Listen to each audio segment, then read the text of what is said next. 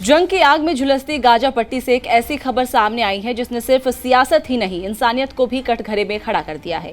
नमस्कार, मैं हूं सृष्टि चौधरी और आज की इस खबर में हम आपको एक ऐसी सच्चाई बताएंगे जो युद्ध की क्रूरता को शब्दों से परे बयां करती है। जरा सोचिए, एक माँ अपने बच्चे को खोज रही है, एक पिता अपने परिवार को, लेकिन मलबे में कुछ नहीं मिलता, न शव, न हड्डियां, न कोई निशान।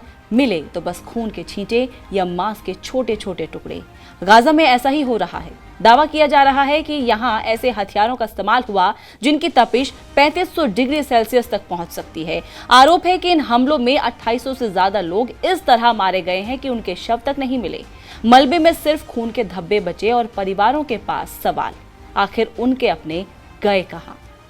एक रिपोर्ट में दावा किया गया है कि गाजा में इजराइल ने तथाकथित वैक्यूम बम या थर्मोबारिक हथियारों का इस्तेमाल किया।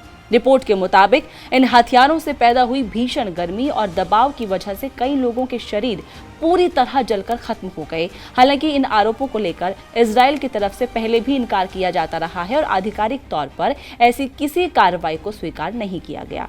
गाजा की सिविल डिफेंस एजेंसी का कहना है कि हालिया हमलों के बाद कम से कम 2842 लोग ऐसे हैं जिनका कोई स्पष्ट अवशेष नहीं मिला है। उन्हें इवेपोरेटेड की श्रेणी में रखा गया है।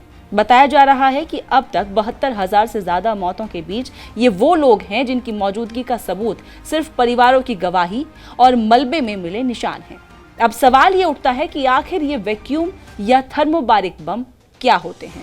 थर्मोबारिक हथियार पारंपरिक बमों से अलग होते हैं। सामान्य बम विस्फोट और छर्रों से नुकसान पहुंचाते हैं, लेकिन थर्मोबारिक बम हवा में मौजूद ऑक्सीजन को अपने विस्फोट का हिस्सा बना लेते हैं। पहले चरण में एक छोटा विस्फोटक ईंधन या धातु के बारीक कणों जैसे एल्यूमिनियम या मैग्नीशियम को हवा में फैला देता है। दूसरे चरण में ये ईंधन आग पकड़ता है और एक आग का गोला बना देता है। कहा जाता है कि इस प्रक्रिया में तापमान 3000 से 3500 डिग्री सेल्सियस तक पहुंच जाता है। ऐसे में 3000 डिग्री से ऊपर की इंसानी शरीर पर क्या असर डाल सकती है, इसका अंदाजा आप अपने आप ही लगा सकते हैं। गाजा के स्वास्थ्य मंत्रालय की अगर माने तो उनका कहना है कि मानव शरीर का लगभग 80% हिस्सा पानी का होता है। अत्यधिक तापमान में यह पानी तुरंत भाप में बदल सकता है, जिससे शरीर के अवशेष तक नहीं बचते। यही वजह बताई जा रही है कि कई मामलों में परिवारों को दफनाने के लिए शव तक मिले ही नहीं। गाजा सिविल डिफेंस के प्रवक्ता महमूद बसर ने यह बताया कि इवेपोरेटेड की श्रेणी में किसी को रखना आसान फैसला नहीं होता है। अगर किसी घर में 5 लोगों की मौजूदगी की जानकारी मिलती है और मलबे से केवल 3 शव मिलते हैं तो बाकी 2 को तुरंत लापता नहीं माना जाता। लंबी तलाश, डीएनए टेस्ट और छानबीन के बाद भी अगर खून के धब्बे ही मिलते हैं या छोटे टुकड़े बॉडी के मिलते हैं, तब उन्हें भाप बनकर उड़ गया या इवेपोरेटेड की लिस्ट में रखा जाता है। रिपोर्ट में यह भी दावा किया गया है कि जिन हथियारों के इस्तेमाल की बात कही जा रही है उनमें कुछ अमेरिका निर्मित बम शामिल हो सकते हैं। हालांकि इन दावों की स्वतंत्र पुष्टि अब तक नहीं हो पाई है और संबंधित दिशा की तरफ से इस पर कोई आधिकारिक स्वीकृति नहीं दी गई है। अंतर्राष्ट्रीय कानून की बात अगर करें तो युद्ध के नियम साफ कहते हैं कि लड़ाकों और आम नागरिकों के बीच अंतर करना जरूरी है।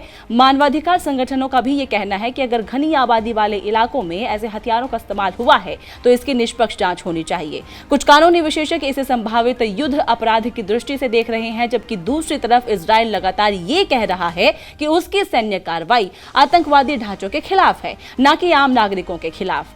जंग की सच्चाई अक्सर धुएं और मलबे के पीछे छिप जाती है। गाजा में भी यही हो रहा है। एक तरफ आधिकारिक बयान है, दूसरी तरफ जमीनी दावे।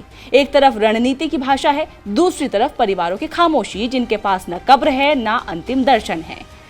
3500 डिग्री की आग और 2800 गायब जिंदगियां, ये आंकड़े सिर्फ संख्या नहीं है, ये उस युद्ध की तस्वीर है जिसमें इंसान कभी कभी नाम से पहले आंकड़ा बन जाता है। सवाल अब भी बाकी है, क्या इन आरोपों की स्वतंत्र अंतर्राष्ट्रीय जांच होगी? क्या सच सामने आएगा? और सबसे बड़ा सवाल, क्या आधुनिक युद्ध में मानवीय मर्यादा के लिए कोई जगह बची है? और आखिरी सवाल ये है कि क्या अंतर्राष्ट्रीय कानून, संयुक्त राष्ट्र अदालतें इन गायब हुए लोगों को न्याय दिला पाएंगी या ये नाम सिर्फ आंकड़ों में दर्ज होकर रह जाएंगे?